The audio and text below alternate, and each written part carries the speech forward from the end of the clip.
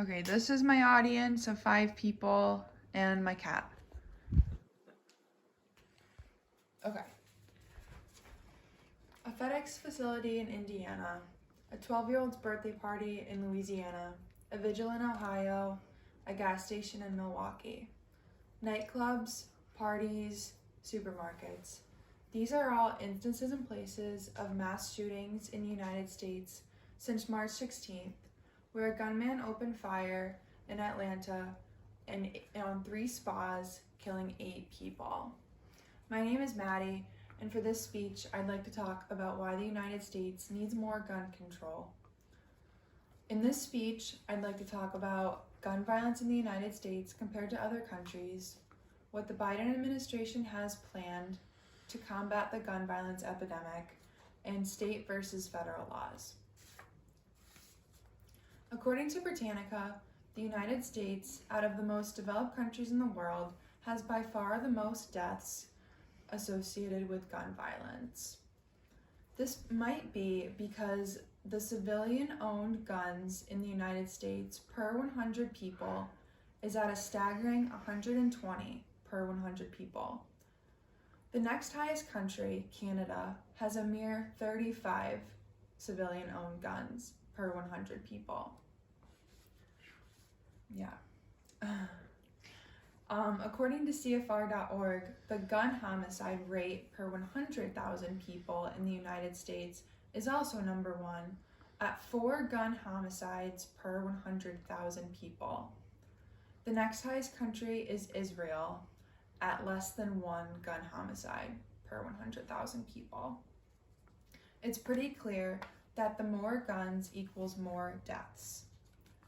Maybe the United States should implement a more rigorous step approach to purchasing a gun, such as Japan.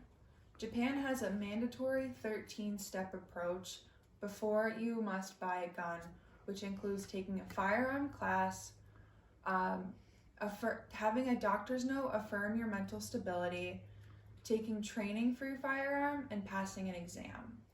Perhaps that's why in 2017, Japan gun homicides per 100,000 people was at 0.043 compared to the United States, which was at 4.43. These statistics show that the United States must take a more proactive approach in combating gun violence, and here's what the Biden administration has planned. Biden has asked the Bureau of Firearms and Explosives to release an annual report on gun firearm trafficking. He's also asked the Bureau of Firearm and Explosives to establish a national red flag law list, which will have all the 50 states have access to people who are on the national red flag law list, which will prohibit them from obtaining a gun in each of the 50 states. He also wants to reintroduce a ban on assault weapons, which makes sense because the majority of the mass shootings in the United States are due to AR-15s.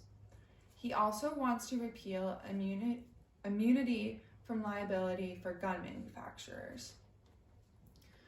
In recent news, the Supreme Court has also decided to take up its first major gun rights case in more than a decade.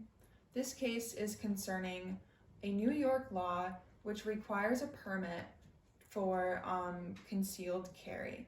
And while this case will happen in the fall, and we don't exactly know the results yet, it is a step in the right direction for bringing more awareness to gun violence and gun control because they are willing to take up a case for the first time in more than a decade. Biden has made it clear that he is committed to reducing all forms of gun violence, and another instance where this is seen is when he implemented 5 federal agencies for interventions in community gun violence. And community gun violence is what you don't see on the nightly news. And he has provided investments to 26 different programs which will help reduce community gun violence and also help those who are survivors of gun violence. In the United States right now, the only federal laws that are in place are you must provide a photo identification affirming that you are 18 years or older, and you must prove that you have no prior convictions or have not been in a mental hospital. There's this really great chart on Wikipedia, which I will link in the discussion post when I post this video, but it shows every single state and each law concerning guns. And in 25 states right now, you do not need a permit or a license to have a gun. You do not need to register that gun with the state, and there's no limit on purchasing gun magazines. There also is such thing as a gun show loophole in 25 of these states, such as Alabama, Florida, Iowa, Maine, New Hampshire, and Texas, where if you're buying a gun from a private seller, you don't even need to pass a background check. The gun violence epidemic can be mitigated through a collective effort of politicians and civilians. Lawmakers in these states should make sure that each state has the same gun policies and that you must have a permit to register, you must have a permit to buy a gun, you must register your gun through the state, and you must have a background check even if you're buying from a private seller.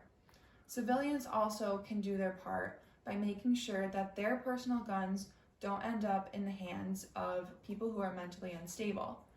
This is seen in a case that hits home for us people who have lived in Connecticut all of our lives when you look at the Sandy Hook shooting. Adam Lanza, the gunman who went into Sandy Hook Elementary School, killing 20 children, 6 staff members, and himself, got the gun from his mother. And if his mother was more proactive in making sure that a mentally unstable person like Adam Lanza did not have access to those guns, those children might still be alive today. Additionally, the states should be stricter, and there is no justification for why half of the United States you don't need a permit to have a gun, you don't need to register the gun, and you don't need a background check. As with all public debate, everyone is entitled to their own opinion, but the data shows that with more gun control, there is less death. And while gun violence can't be eradicated completely, less death is better than more, right? Thank you.